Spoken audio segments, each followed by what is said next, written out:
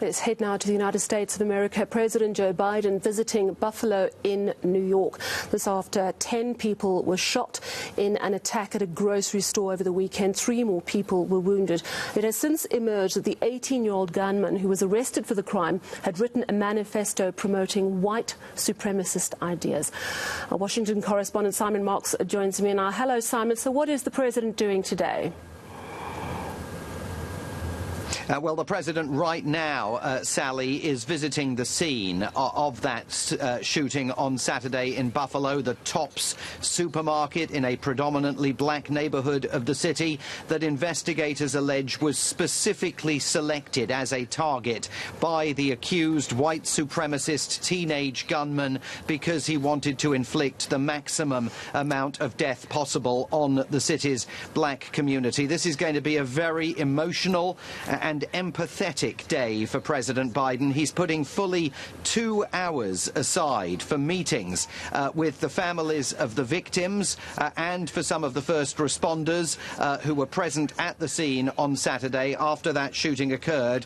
And then he's going to be making an address in which he's going to call the shooting despicable, an act of terrorism motivated by a hateful and perverse ideology that tears at the soul of America. He will call on Americans to give hate no safe harbor, will renew and amplify his calls for Congress to do something about tightening America's gun controls, and he's also going to encourage Americans to embrace a spirit of diversity in the country that absolutely and so tragically came under assault in that attack that carried out allegedly by the white supremacist teenage gunman on Saturday.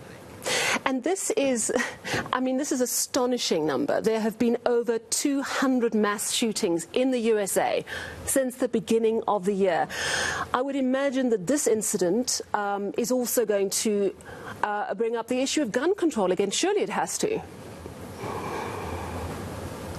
Yeah, it's worth making the point, Sally, that even as the White House was preparing the press release to tell us that President Biden was going to travel to Buffalo today, at that very moment, another mass shooting was taking place out in California at a Presbyterian church on Sunday. You cannot keep up with the pace of these tragic events, and the argument about gun control, nothing about this shooting or the next one that tragically is bound to occur has changed the calculus on Capitol Hill. There is no groundswell of support in a 50-50 Senate for meaningful gun control. Even some Democrats oppose many of the measures that the president has put forward. So that is not going to move forward at all. What I think is different about this case in Buffalo is the racially motivated aspect of it and the revelation that the accused suspect actually had read the manifesto that was written by the attacker in Christchurch, New Zealand, who targeted mosques there and espoused much of that hatred in his own anti-black manifesto that runs 180 pages and that investigators, of course, found belatedly after the shooting. This is the astonishing thing, because we also understand that this teenager had actually been assessed for mental health issues. Does it raise bigger questions around how risky people are identified in society? Yeah, absolutely, and President Biden's going to talk about that today, because we have learned that the accused teenager was actually subject to a mental health assessment in high school after making threats there and putting together a high school project on murder-suicides that raised alarms among teachers.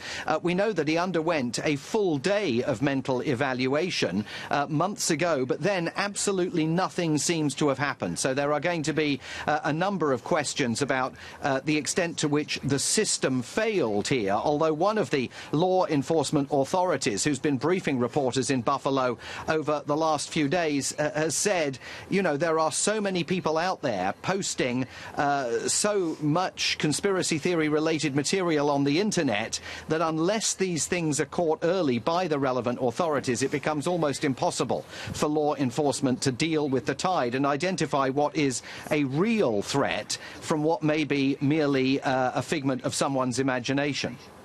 All right, thank you very much. That's Simon Marks coming to us live from Washington.